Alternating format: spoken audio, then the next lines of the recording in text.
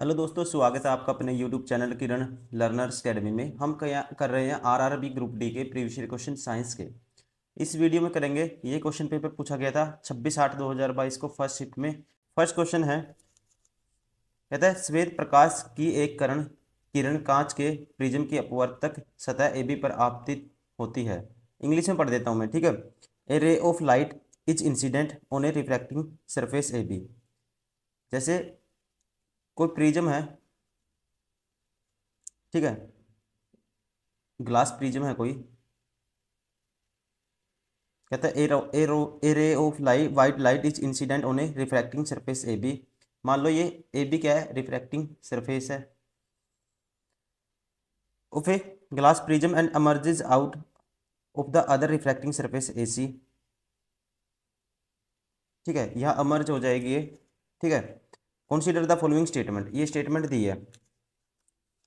पहली स्टेटमेंट है the angle of refraction at the surface A B is different for different colours of white light.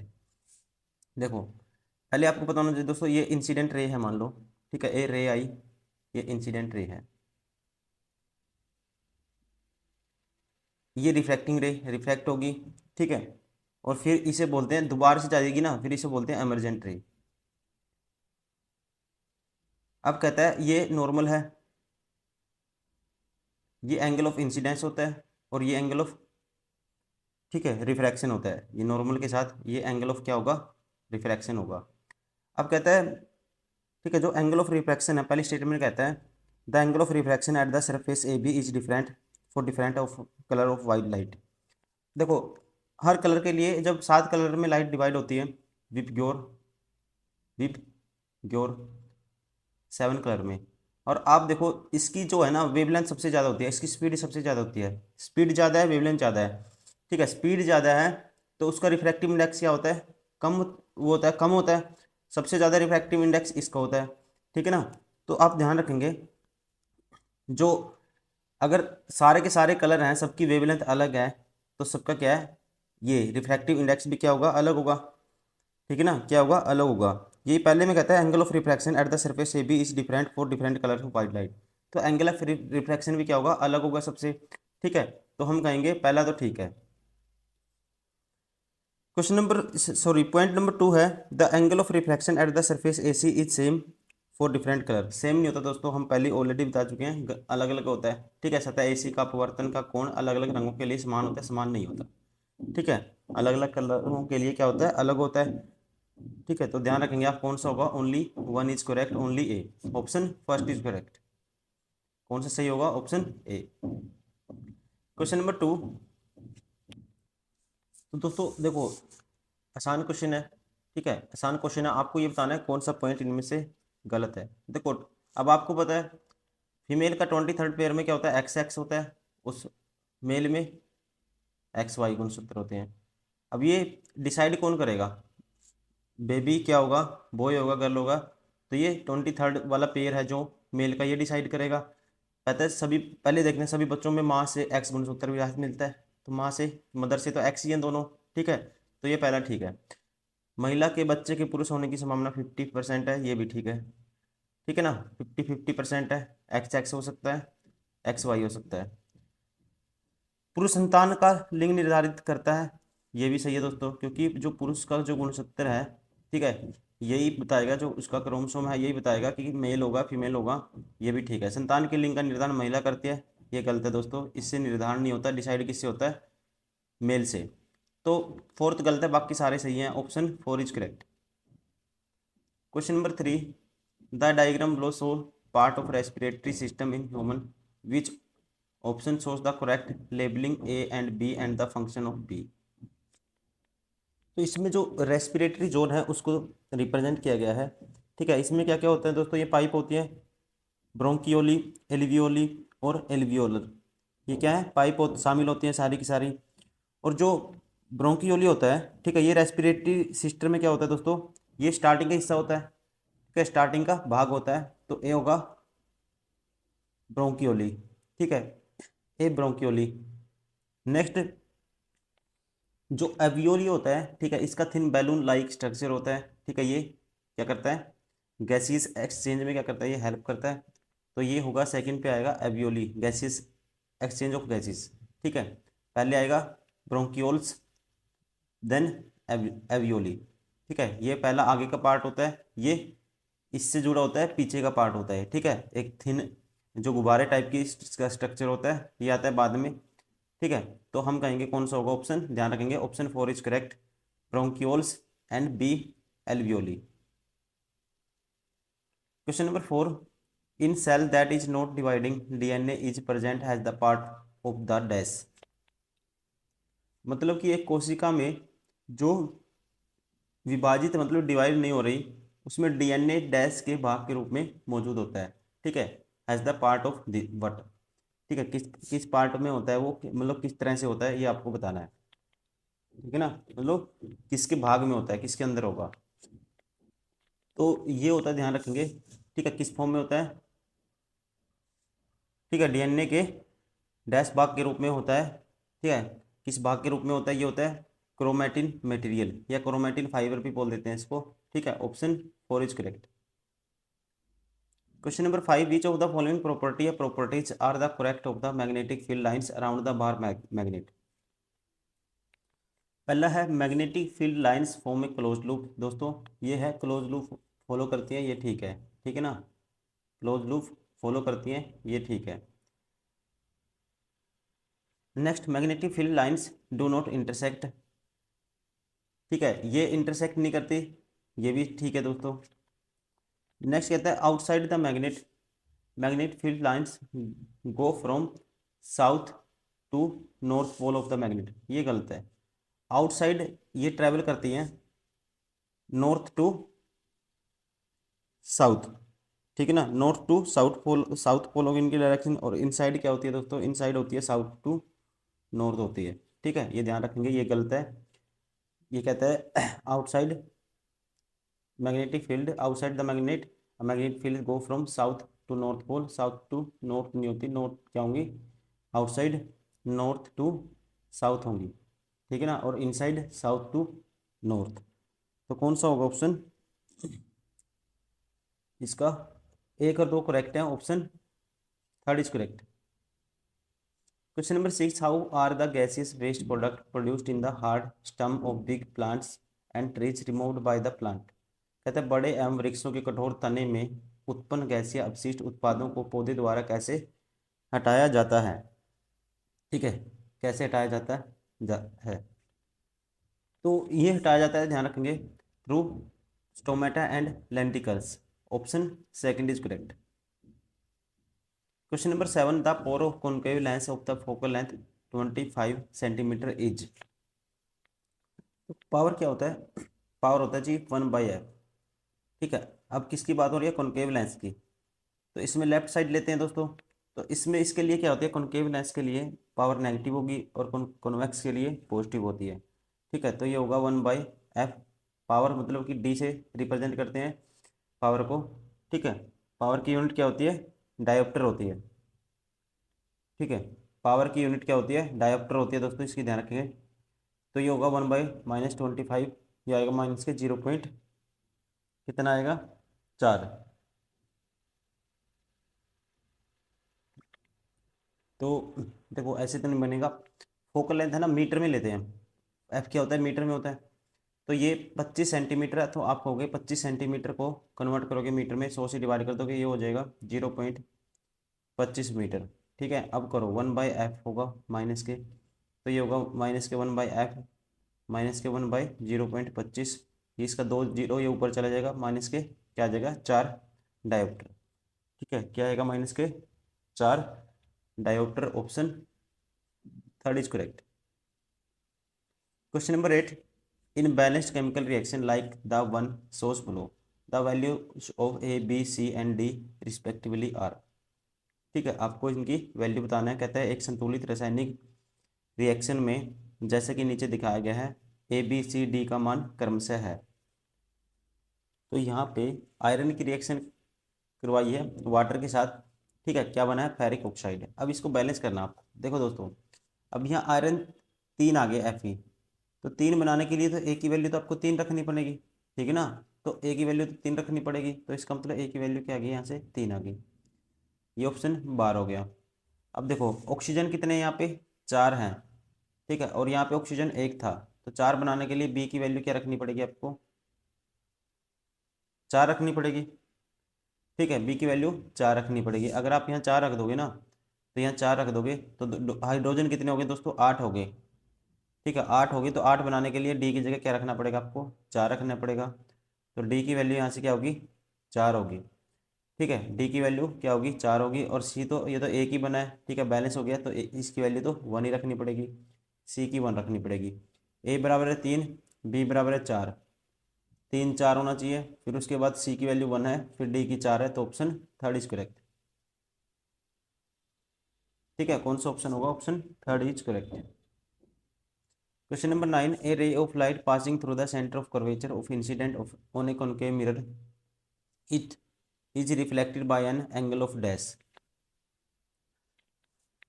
Question number 9 में देखो, अब ये light आई, ये कॉनकेव मिरर की बात है, कॉनकेव मिरर की बात है, ये होता है प्रिंसिपल, ठीक है, यहाँ पे फोकस, ये सेंटर ऑफ कर्वेचर, ये इसे बोला जाता है, ये इन्फिनिटी हो गया। अब कहते हैं ये एफ से नहीं, ये 2F होता है, ठीक है, सेंटर ऑफ कर्वेचर से पास होगी, इंसिडेंट आई और यहाँ से पास होगी, centre of curvature of incident passing through the centre of curvature of incident on A concave mirror, ठीक है। तो ध्यान रखेंगे इस कंडीशन में ये क्या है, कोइंस क्या हो जाएगी, कोइंसाइड हो जाएगी, ठीक है, किस पे, इंसिडेंट रे, इससे, नॉर्मल से, तो एंगल क्या होगा, 0 डिग्री होगा, option second is correct. Question number 10, which of the following properties are surest test for the magnetism, ठीक है, sure test of the magnetism के लिए properties are sure test of magnetism का कौन सी प्रॉपर्टी है, वो एक क्या है, निश्चित परीक्षण है या टेस्ट है, कि आपको क्या क्या चेक करना है, मैग्नेटिज्म चेक करना है, तो उसके लिए एक जो फिक्स है ना, जो मेन क्या चेक करते हैं उस चीज़ में, ये इसने पूछा है। देखो जब दो सेम टाइप के मैग्नेट लोगे आप, ठीक है, देखो चेक करने का तरीका होता है, वो क्या करेंगे, रिपेल करेंगे, इसका मतलब फोर्स की डायरेक्शन क्या है, अपोजिट है। एक तो दोस्तों ये तरीका है इसका। दूसरा क्या है, अगर दोनों अट्रैक्ट करेंगे, तो इसका मतलब क्या है, जो फोर्स की डायरेक्शन है, ये कह सकते हैं line of force at A point, उसकी डायरेक्शन क्या है, सेम है, ठीक है, तो इसका मतलब क्या करेंगे, वो अट्रैक्ट करेंगे। तो इन दोनों से चेक करते हैं, ना कि अट्रैक्टिव प्रॉपर्टी से चेक नहीं किया जाता, ध्यान रखेंगे आप। बी एंड सी, बी और सी कौन सा ऑप्शन है, ऑप्शन फर्स्ट इज करेक्ट।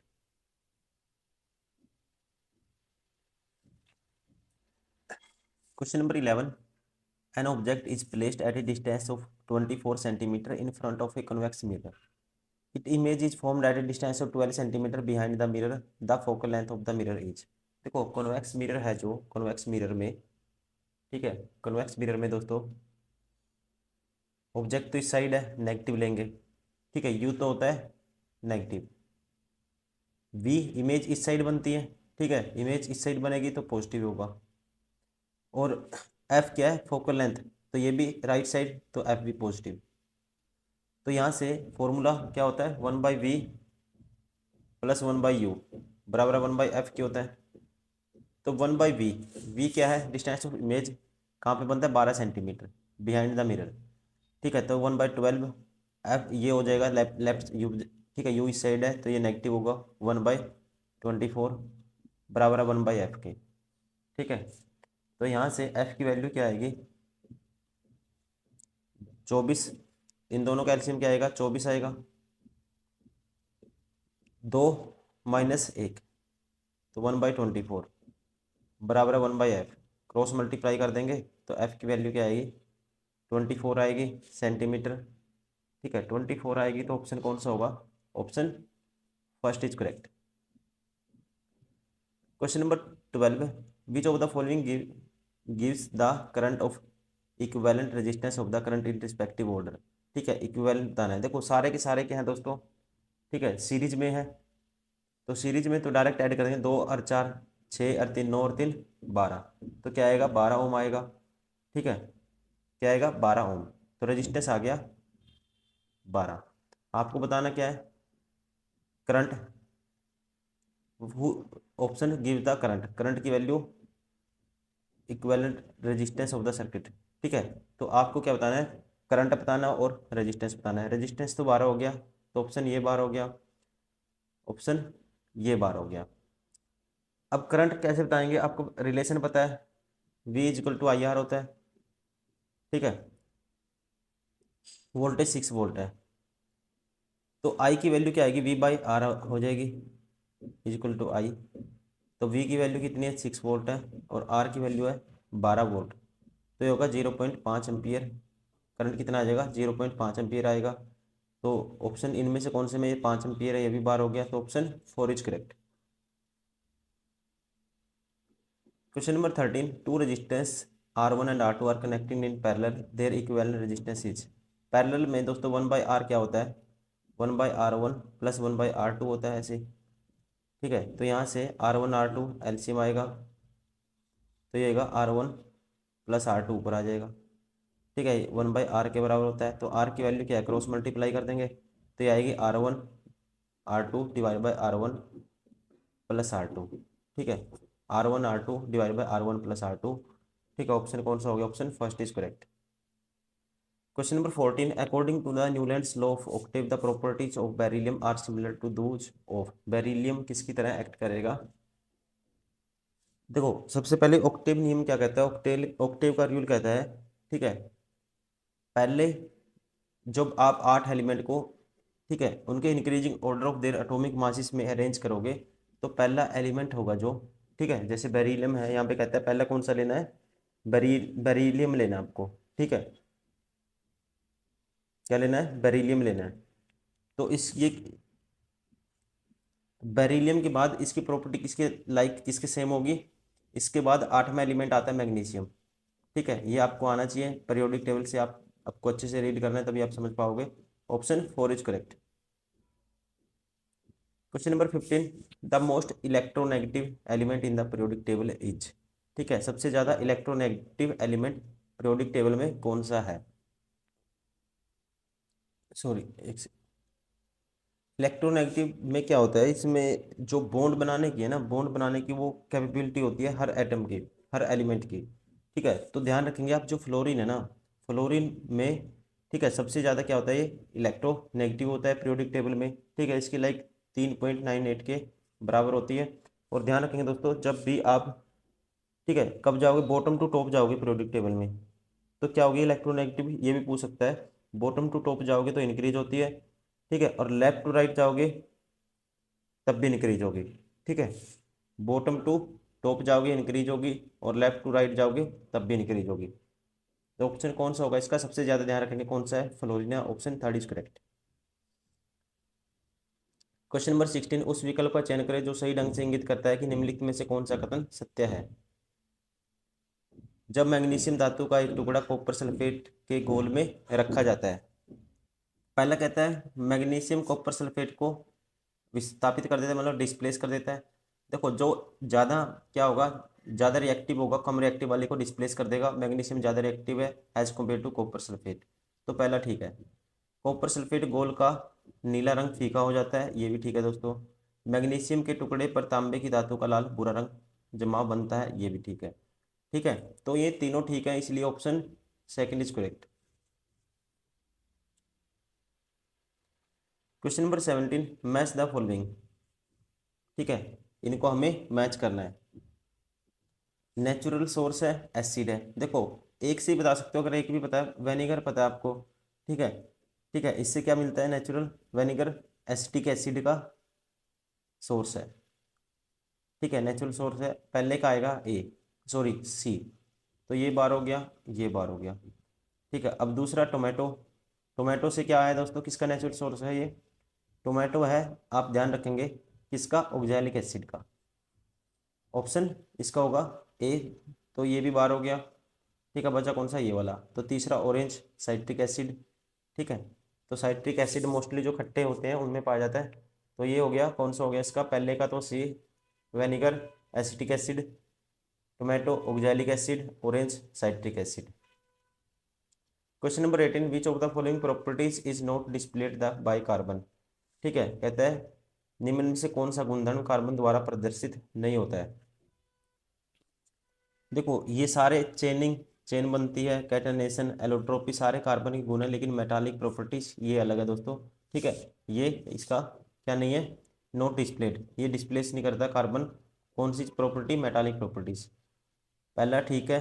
ठीक है, ये नहीं करता, बाकी सारी चीज़ें ये करता है। सारे के सारे क्या है इसके, ये गुण धर्म प्रदर्शित किए जाते हैं इससे। ठीक है, डिस्प्लेस किए जाते हैं, ये नहीं किया जाता। क्वेश्चन नंबर 19, विच प्रॉपर्टी है properties of copper make it ideal for electrical transmission lines. ठीक है, कहता है कौन सी प्रॉपर्टी कॉपर को आइडियल बनाती है इलेक्ट्रिकल ट्रांसमिशन लाइन में। पहला है low melting point, high resistivity, low resistance. तो ध्यान रखेंगे ये बनाती है उसका, कॉपर का रेजिस्टेंस क्या होता है, लो होता है। ठीक है, option third is correct.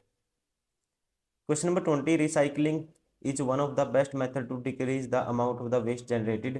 Some of its benefits are given below. Which of the following is not an advantage of recycling? ठीक है, तो इसका कौन सा एडवांटेज नहीं है। It is an economic benefit as it creates jobs.